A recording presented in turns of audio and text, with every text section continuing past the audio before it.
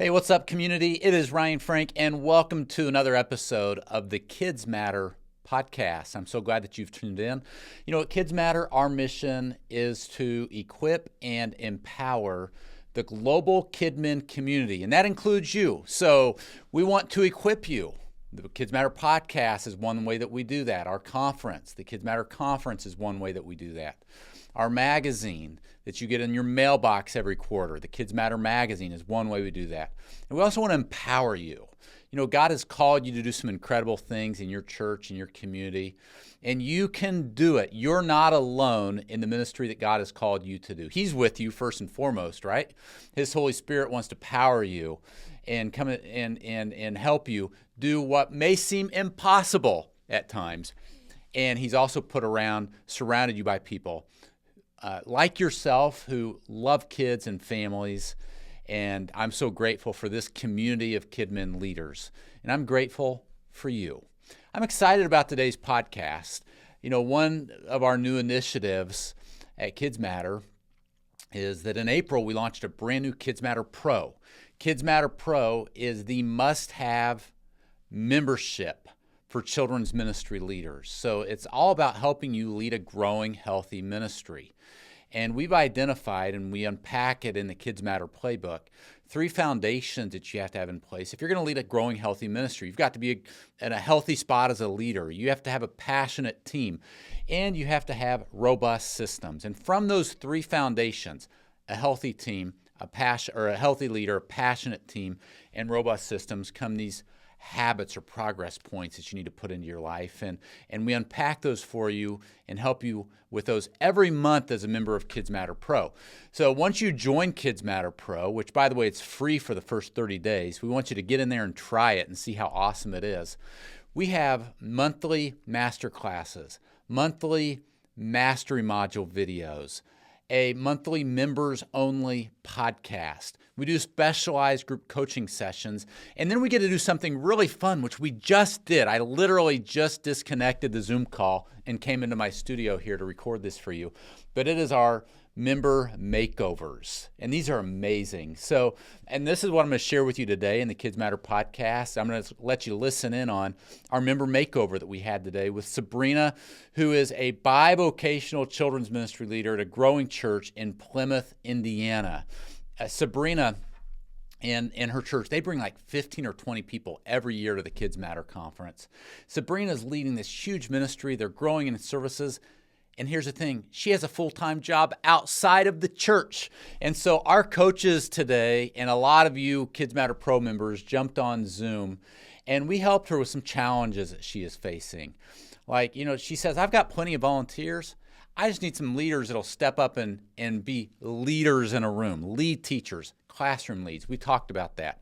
She was like, I need some more department leaders in some certain areas of our ministry. We talked about that. And she's really struggling to find help at that when kids register, that welcome team. And so we talked about that. There's so much good content from our coaches and from you, the community, that I thought I want to share this week in a KidzMatter podcast. So I hope that you enjoy.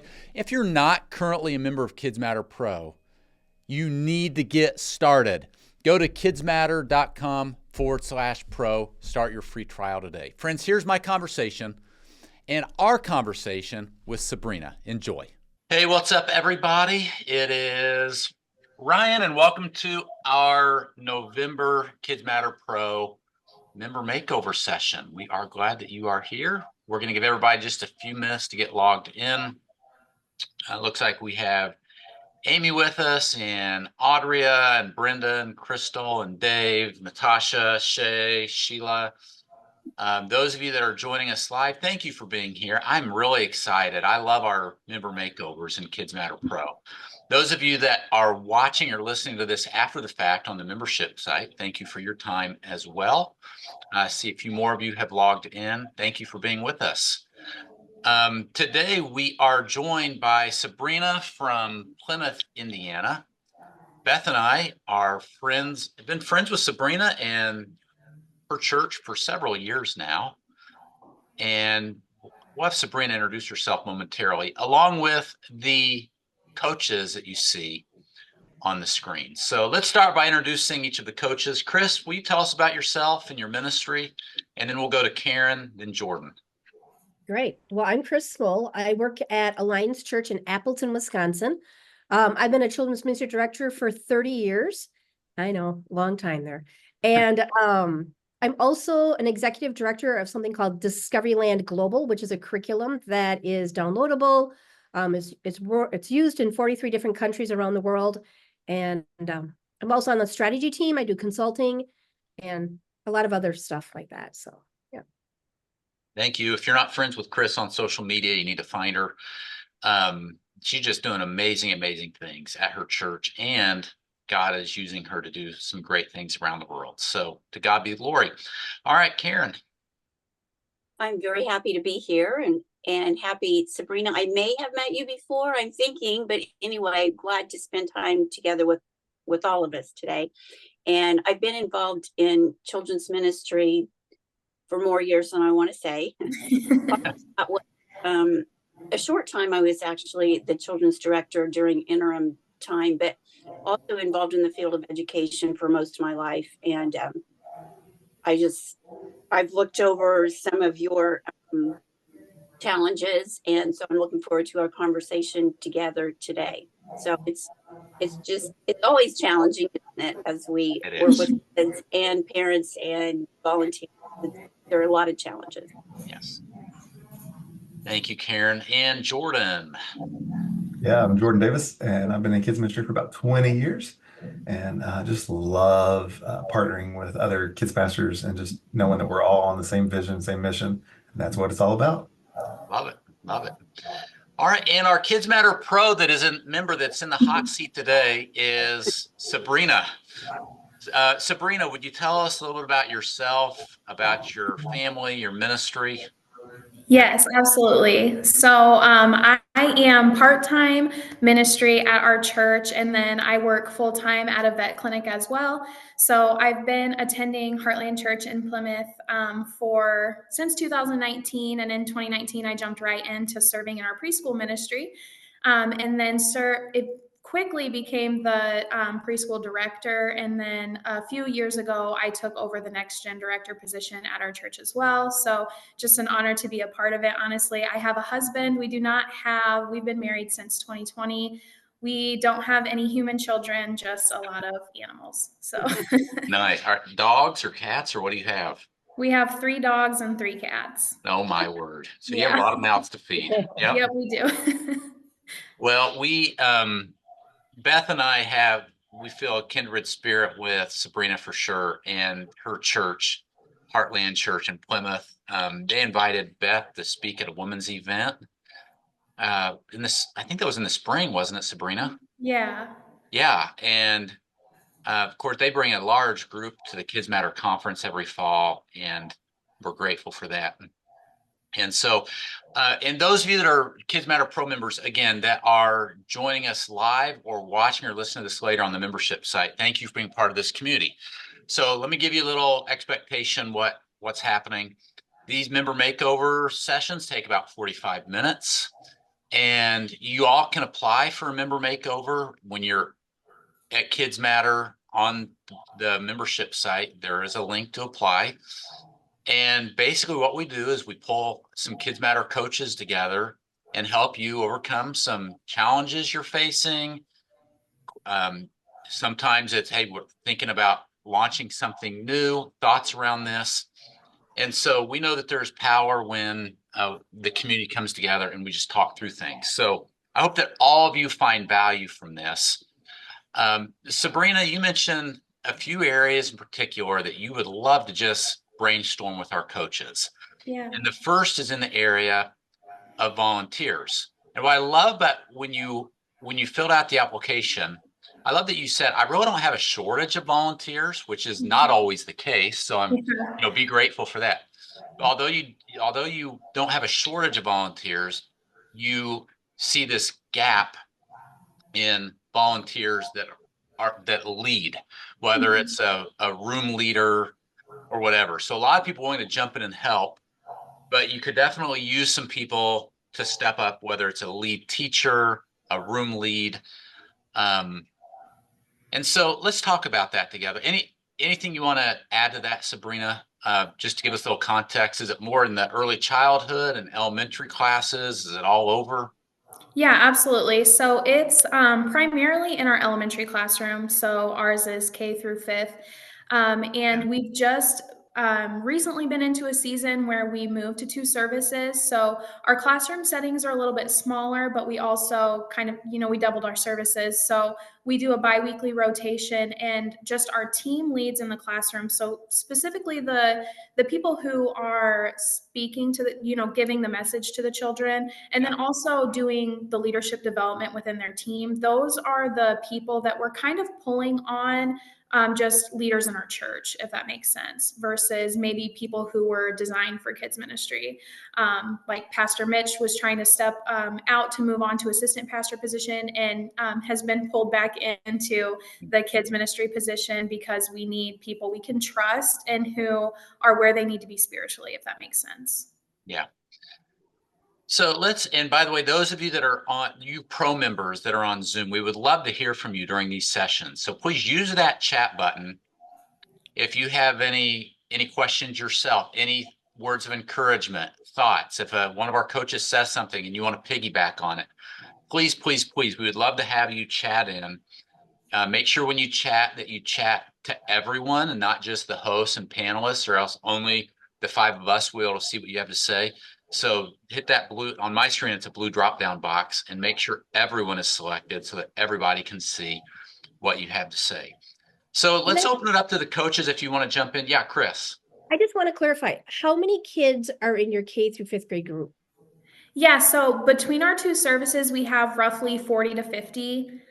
At each It's one? per combined. So probably about 20-ish per class, I would say. What's the initial ask to them? It's like, how do you recruit? When you recruit, what are you asking them to do? Is there, I guess, let me preface, like, I'm realizing, at least when I ask, that what I'm asking is sometimes the ceiling of what they're going to do. So if I'm asking them just to volunteer in a classroom and be a helper, then they're probably never going to leave because that's all we agreed to start with. So I guess I would ask that, like, what are you asking them to do to start with? Yeah, typically when they first jump on the team as like a first-time volunteer, we really present them with the assistant role position, like kind of like you're saying. So they are really expected to be led by somebody and hang on to the assistant role until we see something in them that helps us know they have leadership capability that we could push them to a new level. That's good. Yeah. Yeah, and I would do that exactly same thing, Sabrina. When I have volunteers who come in, we actually have 3 levels of positions on our Sunday morning. Basically, the helper, shepherd role, a hands-on person does a hands-on activity, and a lead teacher. Our lead teachers lead about 25 kids per class. But how I get them to that spot is I'm always looking the potential to move people up into higher level positions. Mm-hmm. And it's always an honor to be asked up. Everybody always wants to advance up. And with 2 services, I mean, in my opinion, I would even ask up to the point of being weekly, not bi-weekly. Okay. With your kids' spiritual growth. I mean, and that's going back to casting vision. We want to see sincere discipleship in our kids this year. So we're asking people to step up into higher positions. And our first step up is going to be the lead teacher in the classroom. And we're looking for people who are spiritually mature. And we're going to be asking some of you to do that. And, just putting that out there because everybody feels like, me, I can do it, that kind of feel. And that goes back into what curriculum you have so that they feel equipped to jump into that position, which also leads into your training to train them up into that position. But it's an honor to be asked. Yeah. I love that. And I think Yeah. don't you think we've had some good nuggets here in what Jordan shared and Chris, that I agree, Jordan, that sometimes if we ask people to come in at this level, that immediately sets the expectation that's the level they're at. Chris, I also agree with you and I think there's a lot of wisdom there. People want to be promoted. They want more. And I think I find myself saying no for people a lot more than I should.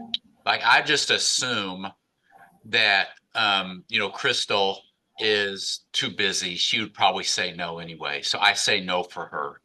Where the reality is, this goes back to Adam and Eve in the Garden of Eden, God created us with this need for significance. Everybody wants to be a part of something significant, which goes back to your vision conversation, Chris, that if they realize, yeah, um, or I communicate, yes, I know y'all are busy, but this is super, super significant, and you are desperately needed, and this is the impact it's going to have. A lot of times, the Lord will surprise you, and those people will surprise you. But those handful of people that you thought are way too busy, Yeah. they want to do something significant. Karen, any additional thoughts? Yes, because you use the word leader, but when you are actually saying that, what are your expectations? And I think making the expectations very clear to people, um, then they have a good idea of exactly what they need to know and to do. But the other thing is to have people in their area of giftedness. And if not everyone understands that, they might take, a spiritual gifting test of some sort. Because Mm-hmm. I feel like, and we've talked about that before in one of these sessions, that the beauty of the Christian life and of discipleship is having people in their gifted role and want to do that. It clicks, and people will stay for years and years and years because they absolutely love and are dedicated and passionate about what they're doing. And so, making that connection. And I think the more that you know those people, you already know them in relationships, and you've developed, friendships or whatever, you're going to kind of know. And I think the Lord will give you discernment to help you to know where to put these people and where they can best be utilized. Yeah. I love Karen, that. I've always tried to be, I want a clear system, but not a clear timeline out to people because everybody's timeline is different. How people develop, how they mature is going to be different. But a clear system is going to say, you may come in at this point, but I want you to know, like, there is these three levels. Now, I want you to come in at this level, but you're putting the expectation that, I want you to grow. I want you to be discipled. I want you to be mentored into those next levels, but don't put a timeline out there. Yeah, that's good. And you know what I do have to add too is that pray that person in. Yeah. Pray and say, God, you need to bring this person. I need this person, because we prayed that way. And all of a sudden somebody from Calvary Church in Texas comes on over. And of course, they're not just a shepherd DT. They do come in as a lead teacher pretty fast. Yeah. They've come in equipped. So ask God to bring what you need to bring and pray diligently and get a team of people praying over that. And you'll be surprised how God provides. That's I love good. that. Praying to the Lord of the harvest that he would send those laborers. A lot of times I think we're all guilty of being like, all right, I've done everything I can do. I guess all I can do is pray about it now. When really that's where we should start, right? Is Yeah. with prayer. Andy Stanley, I've heard him say it 1,000 times that as a pastor or ministry leader, your number one job is leadership development, developing leaders. And I think, and this can be a struggle for KidMin leaders because so many of us you're bivocational, you're part-time, Yeah. you've got a million other things. You're just trying to survive Sunday to Sunday and make sure that all the slots, are checked and you're good in planning center and the lessons are ready. And you don't really feel like you have the capacity to develop leaders. But this is so important. And even if you can just give a little bit of time to it every week and make a focus of your efforts, all of us, like you said, Chris, bringing people up to the next level. Or Jordan, maybe you said that, bringing people up to the next level.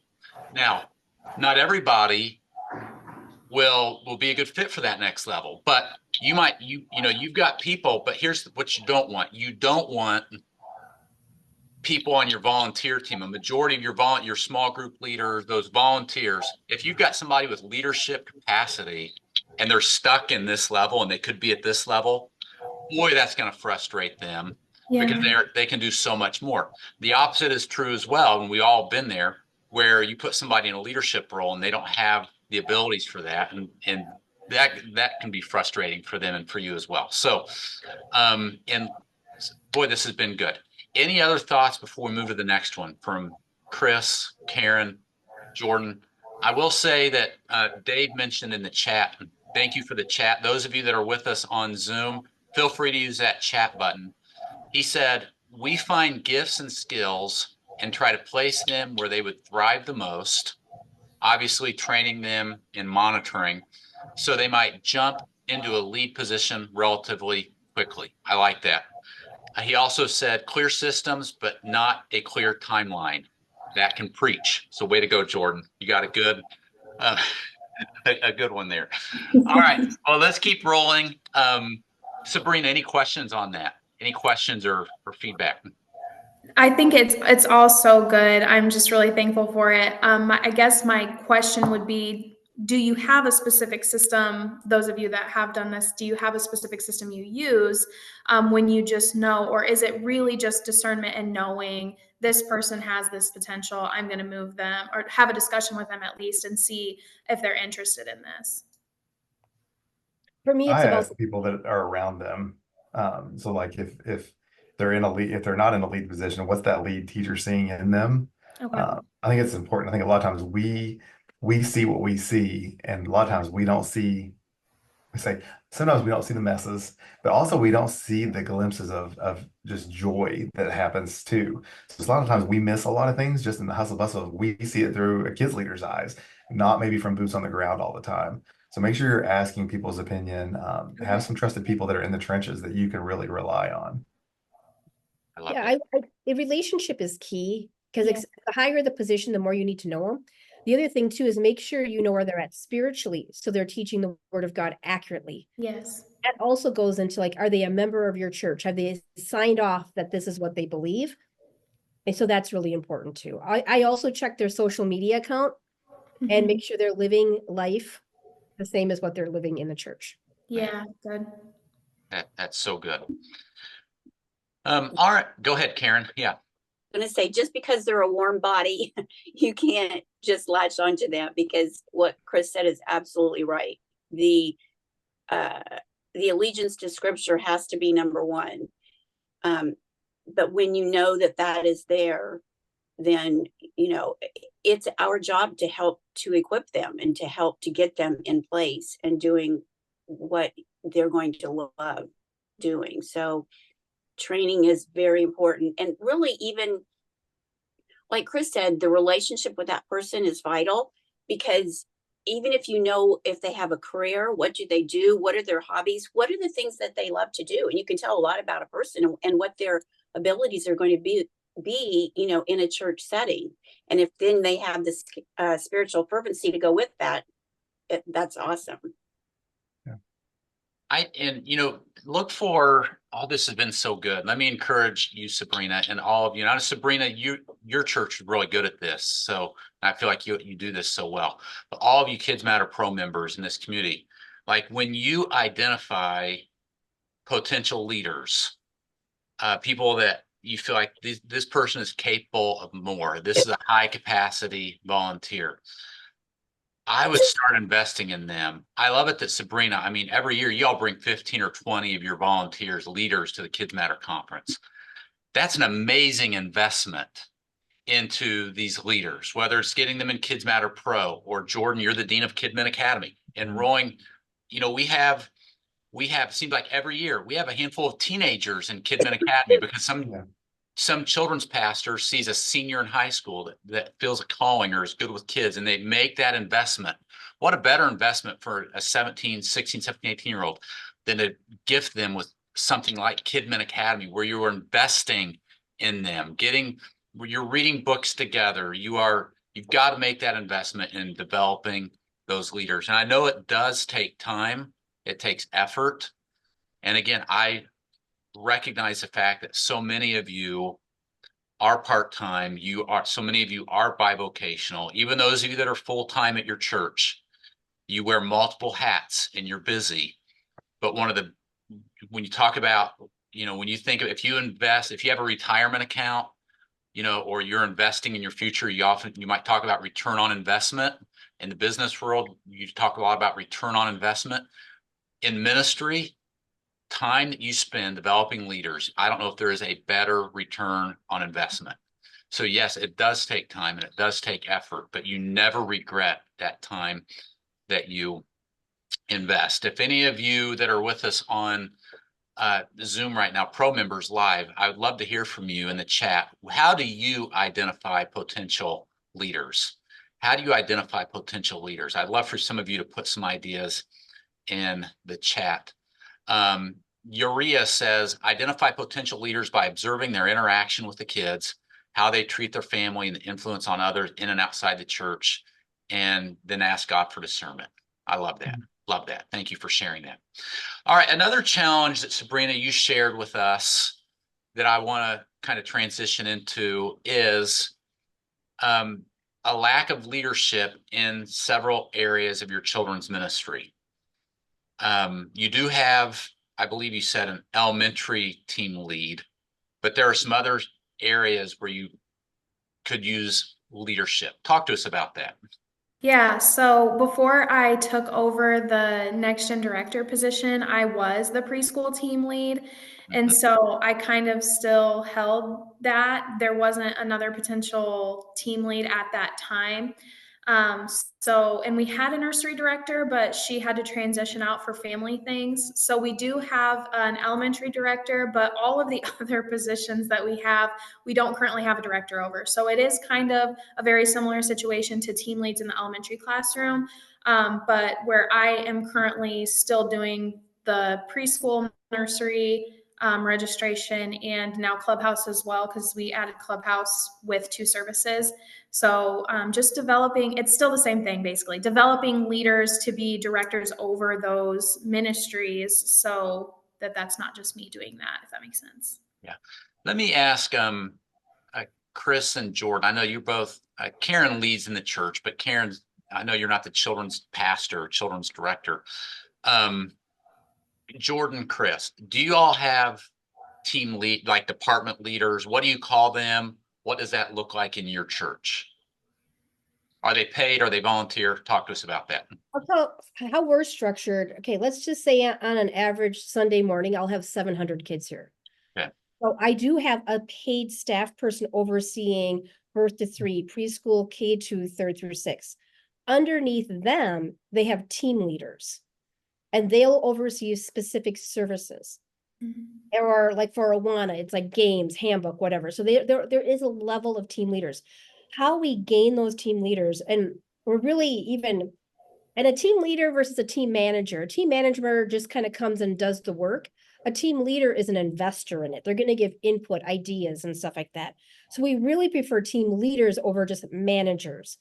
Team leaders, how we kind of are gaining momentum in that is once or twice a year, we'll bring them together. And again, it's a select only, like an invite only thing. Like we're going to invite only team leaders, and they meet at my house. We eat together.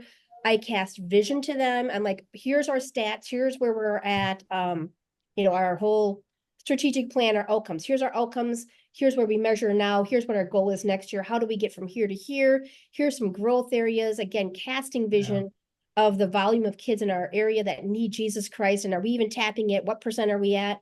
Getting them really pumped up about excellence in ministry, and then allowing them to break up into the departments. So the team leader may be there with some of their, or a staff may be there with multiple team leaders, or if you were a smaller church, your team leaders with key teachers. The idea is just, it brings in that ownership level. Somehow or another, you got to build ownership in.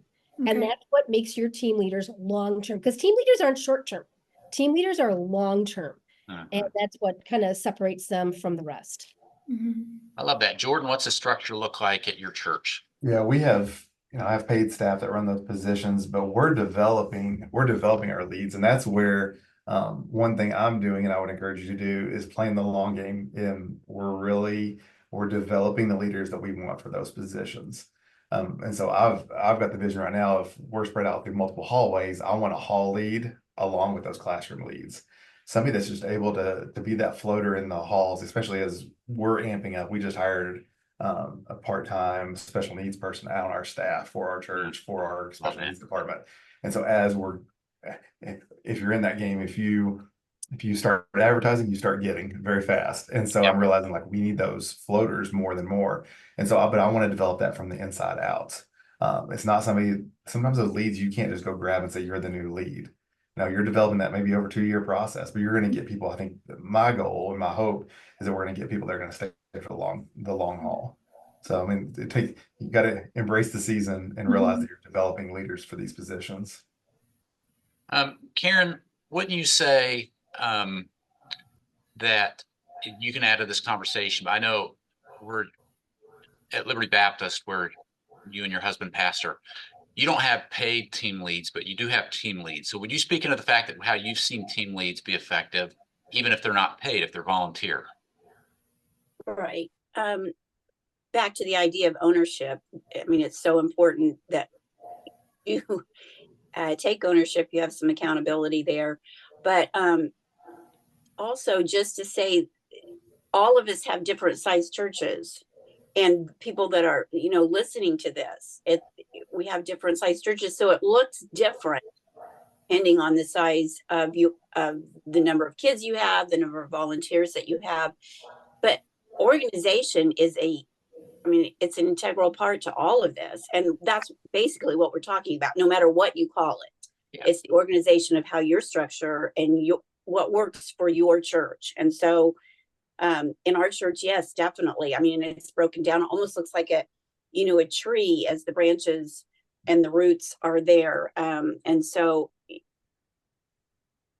it works. And you have to be, I think, in any living thing, you have to be willing to change as the needs change and as there's growth. And I think your church, has grown through the years. And so as there's growth and people change, and your needs are going to change, so you have to change with that. Yeah. Mm-hmm. I would say add this word of encouragement to you, Sabrina, and to all of you pro members. And that is, it can be two things. One, this is very important. I'm glad you asked this question, because children's ministry is so programmatic, and especially if you're running multiple services and you've got early childhood, elementary, and some of you have Sunday night programming or Wednesday night programming, and then all the special stuff. If you're doing it all, it's not necessarily a great thing, and you're probably going to get really tired and burn out with time. So again, because of the number of volunteers and just how programmatic all of this is. So this is a very important topic.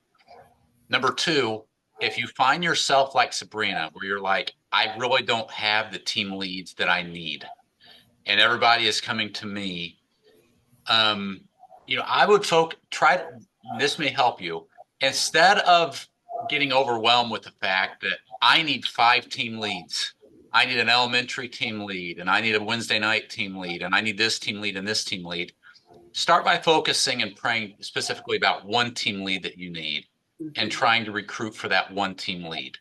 Yeah, you might need 5, but why don't you think about which one do I want to really pray and believe that God is going to provide over the next 4, 5, 6, 8 weeks? And I'm going to begin praying specifically, God, I need a team lead over check-in on Sunday mornings and security. And I'm going to begin praying about this specifically. I'm going to begin talking to my pastor about this specifically. I'm going to begin talking to our existing volunteers about this. I'm going to begin looking over those people that are sitting in the pews on Sundays. And that is my primary, with God's help, in the next month, 6, 8 weeks, I'm going to find this team lead and get them plugged in and get them going. And then go to the next one, and then the next one, instead of being overwhelmed by the fact that you need 2, 3, 4, 5 team leads. Just go one at a time. Brian, I think too, for the churches that are out there that are smaller, if you're a kids leader and you're like, man, I just would love to want to have your problem of have staff members. Well, this is how you do that. As you grow, you're developing leaders, and those leaders, like for me, the leaders that I came here that were volunteer team leads now are staff members, and the team leads I'm working on recruiting, one day my hope is they're going to be campus kids pastors, or they're going to be leaders. Like, that's how you grow your staff. As your church grows, you're filling that staff culture. Yeah. Agreed. Chris, were you going to jump in? You know what? I was going to jump in, but Jordan said exactly what I was going to say. Exactly. He does that to me all the time. He reads my brain and he steals exactly what I was going to say. When I started, we had only 75 kids in our program. And it is, you don't magically just get a bunch of staff. You have to prove you almost need that staff through this process. So Yeah, I want to say, actually, we're all really building off of each other, because I had jumped down to identify one or two people to focus on, just what Ryan was saying.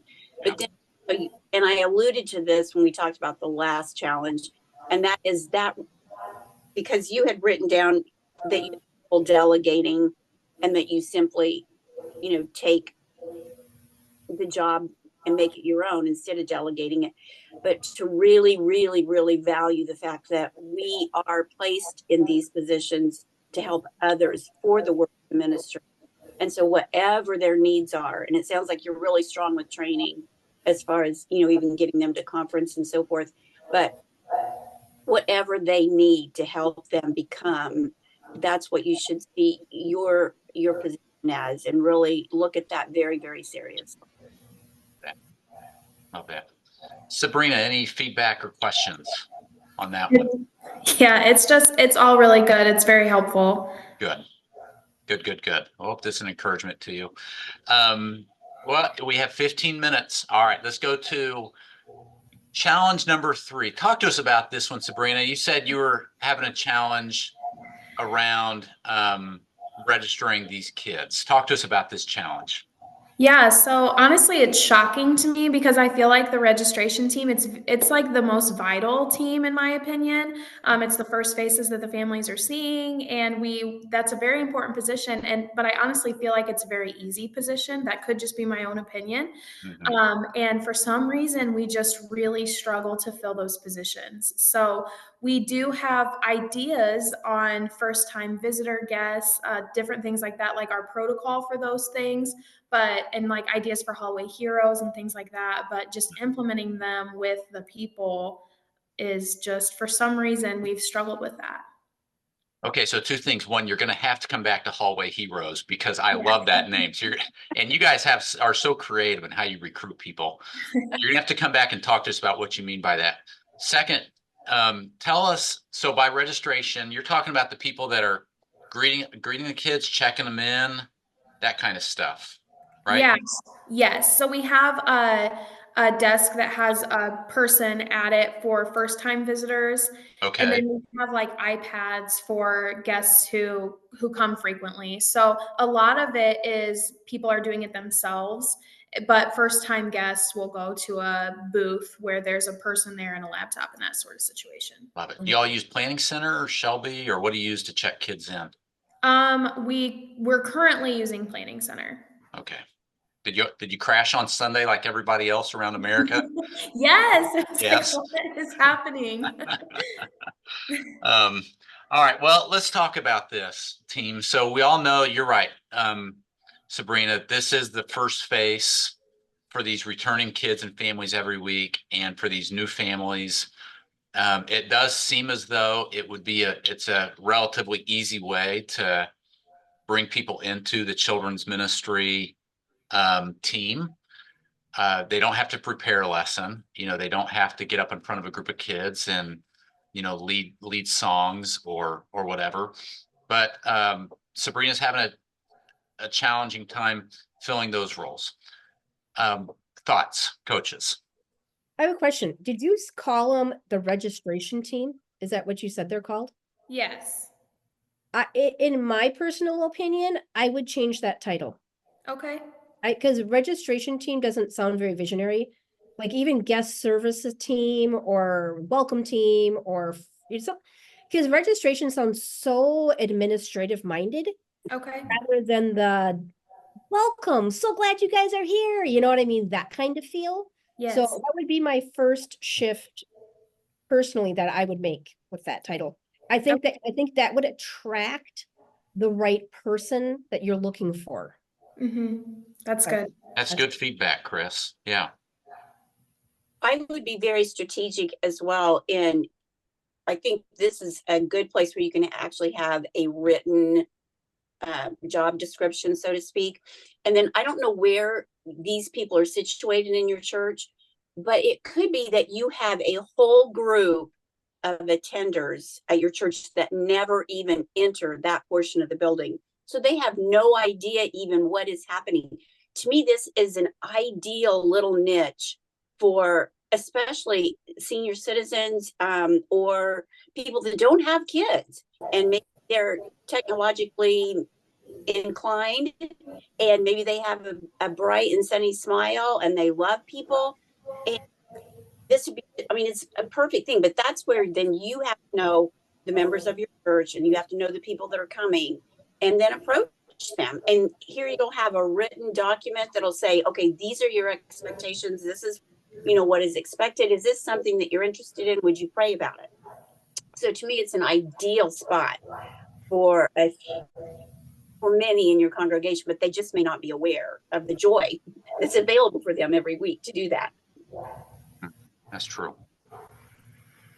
Jordan, anything you want to add? Yeah, I was sitting here trying to think how we do it, and I think an interesting thought is I think this is a spot, at least in our ministry, where a lot of people that want to break go, and they're still passionate about it because it's maybe a mom that just had a baby. They're going to take their maternity time. They're going to take their 8 to 12 weeks off. They're going to come, and maybe the baby's going to be on them in a carrier, and they're going to be able to work that iPad just fine, and they're going to have a passion for it because they're probably a parent or they're a grandparent but also some teachers that want the summer off. They love working that front desk because they love to see all the kids and keep up with them. But then they're able to feel like they can go to second service, peace of mind. They're not having to prep something. So I would say almost that it's a good outflow spot or a good spot just to kind of spin for a little bit. The other thing is we do pull a lot of our older congregation in these roles and say, I will put somebody that's young in the tech world at the iPads, but will you stay at the desk? It's like one thing for us is we're very multicultural, so a lot of our forms are in 3 different languages, and they can sit there and hand those forms out all day to where we can input that iPad in faster. And so they love that. They love handing out and they learn their few Spanish words or their few Arabic words, and that's what they do. Don't overlook the men in your congregation too. I think this is a good spot. I think in the ministry, we're really top heavy with women, and this is a good spot for men to be, and don't overlook them. I'm glad you said that because that provides some safety for first-time families too. That they like that security when they walk in and see a guy there. That's a good point, Jordan. Yeah, and Karen. Sabrina, talk to us about Hallway Heroes.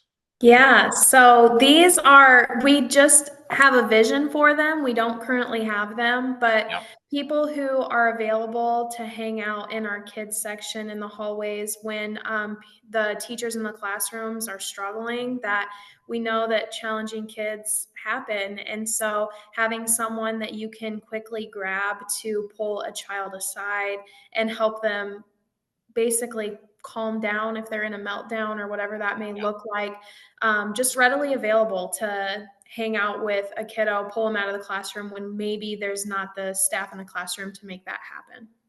Yeah, I love that. What a great name. So good. Well, this has been a great session. Thank you, Sabrina.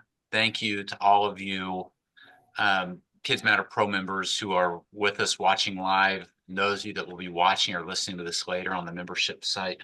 Let's go around the room, Chris, Karen, Jordan, myself, and let's just all give Sabrina one final word of encouragement to Sabrina and all the KidzMatter Pro members who are watching. It can be related to something that we've talked about today, or it can just be something on your heart, something you've been thinking on, a word of encouragement as Sabrina and all these leaders lead in their children's ministry.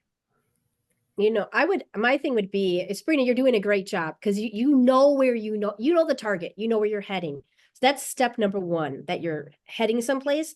And I think like we said, be patient. It's all in God's timing. I get it. Sunday's coming. Sunday's always coming, right? Yeah. But just allow God to put the puzzle pieces together and just keep walking towards it. And be positive about it. You are on a winning team. Keep your mind thinking, I'm on a winning team. God's got it. And just that alone is going to take you for the long haul. I love it. I'm very excited for you. I mean, to know that you work full time, and I can see just through your enthusiasm and your passion for what you're doing that I do admire that. And also that you're a lifelong learner. You have put yourself in a position where you want to learn from others, and you're attempting to do that. And that is a priority for you. And I think that's awesome. And that will always rub off on other people, and they're going to pick that mantle up as well. And that's awesome for the person in leadership to be able to have that. So I just want to encourage you. You're doing a great job from what I can see, and just your smile and your enthusiasm and your love for Jesus and for these kids and for the families is evident. So that's awesome. I would challenge everybody, you and all of us, that we find one person that's not in our circle of influence right now and invest in them, and that be our one.